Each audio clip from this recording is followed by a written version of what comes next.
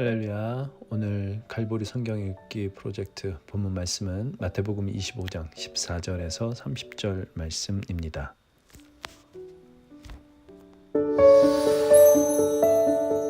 마태복음 25장 14절에서 30절 말씀입니다.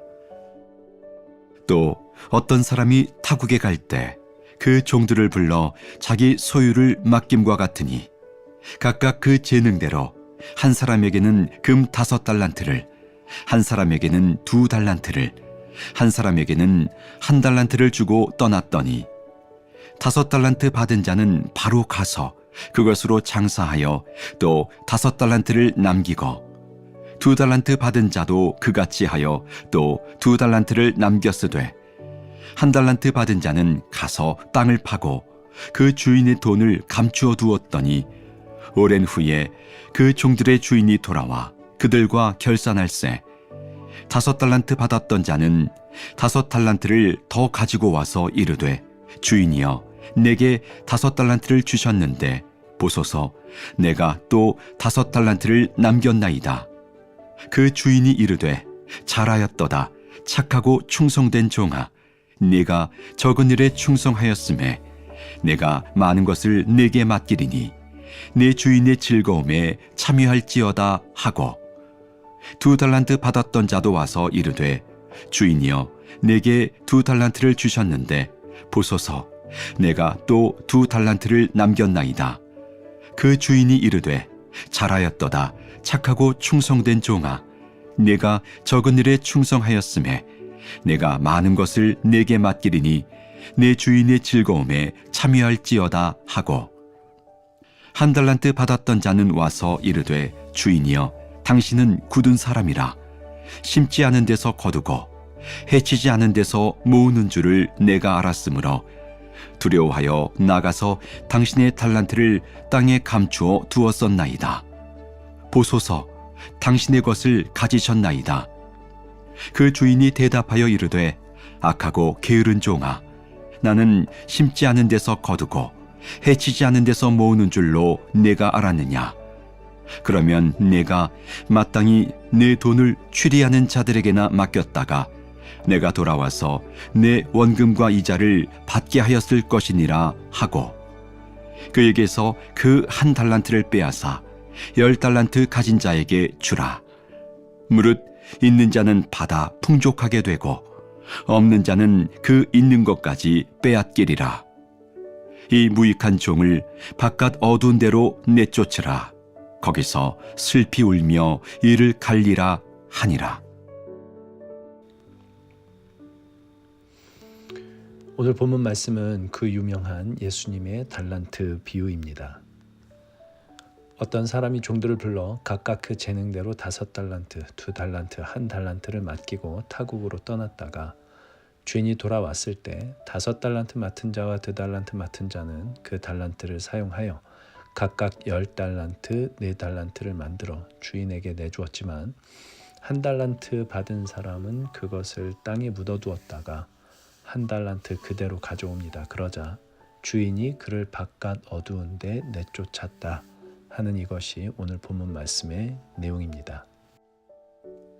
예수께서 베푸신 이 달란트 비유의 초점은 얼마를 더 남겼느냐 보다 주인이 맡기신 것을 잘 사용하였느냐에 있는 것처럼 보입니다. 1달란트를 그대로 가져온 종에게 바깥 어두운 데로 내쫓으라 거기서 슬피 울며 이를 갈리라 라고까지 심하게 책망한 것은 그가 이윤을 남기지 못했기 때문이 아니라 그가 아무것도 하지 않았기 때문입니다. 우리 그리스도인들에게는 하나님께로부터 받은 달란트가 분명히 있습니다. 그것은 예수의 생명입니다. 그리고 이 생명은 다양한 형태로 드러납니다. 이를테면 사랑과 용서, 정의와 인내 등등 이런 것들은 예수의 생명으로부터 흘러나오는 것들입니다. 생명의 특성은 활동하며 자라난다는 데에 있습니다. 생명이 없는 것들은 결국 썩어 없어집니다. 우리가 예수께로부터 받은 생명은 그 생명으로부터 흘러나오는 사랑과 용서, 정의와 인내는 그것을 사용하면 사용할수록 자라나고 그 받은 생명을 사용하지 않으면 자라날 수가 없습니다. 우리는 행동을 해야 됩니다. 하나님께로부터 받은 것을 사용해야 됩니다. 그래야 자라납니다. 사랑과 용서, 정의와 인내는 사용하면 할수록 더 커집니다. 이 예수님의 달란트 비유도 24장부터 시작된 제자들의 질문, 곧 성전이 파괴될 날이 언제이며 세상 끝날의 징조가 무엇입니까? 라는 질문에 대한 답변으로 주어진 것입니다. 그 중요한 답은 그날과 그때는 아무도 모르고 오직 아버지만 아신다 라는 것이었고, 그러니 깨어 주님 맞을 준비를 하고 있어야 한다는 말씀을 계속해서 하고 계십니다. 그러니 한 달란트 받은 종이 악하고 게으른 종아 라는 책망을 듣는 것은 그가 어떤 악한 일을 했기 때문이 아니라 해야 할 것을 하지 않았기 때문입니다. 그는 주님 맞을 준비를 하지 않았습니다. 아무것도 하지 않은 것이 문제였습니다. 우리가 흔히 하는 말에 가만히 있으면 중간이라도 간다 라는 말이 있지만 이것은 그리스도인들의 삶에는 적용되지 않는 말입니다. 가만히 있으면 바깥 어두운 데 던져져 슬피 울며 이를 갈게 될 것입니다. 우리는 예수 안에서 이미 생명을 받은 사람들입니다.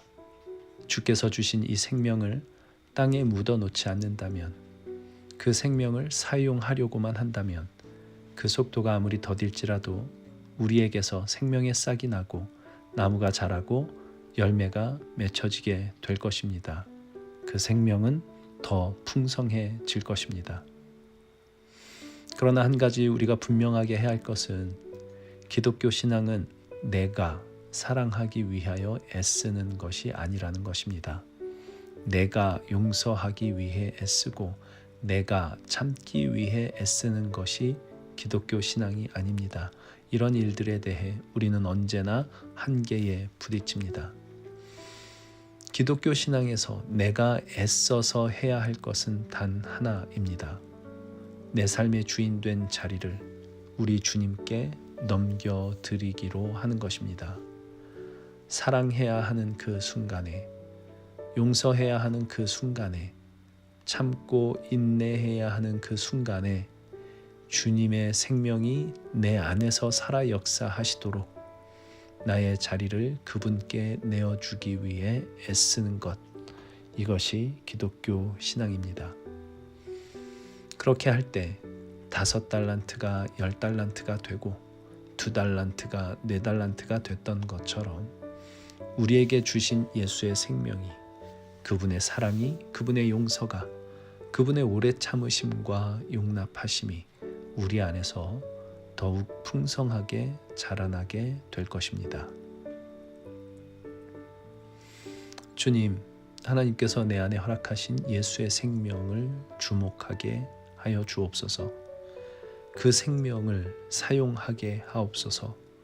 그 생명이 내 안에 싹을 틔우고 나무로 자라고 그 나무의 열매가 맺혀지기까지 내 삶의 주인 된 자리를 주님께 넘겨드리는 일에 애쓰게 하여 주옵소서. 예수님의 이름으로 기도합니다. 아멘.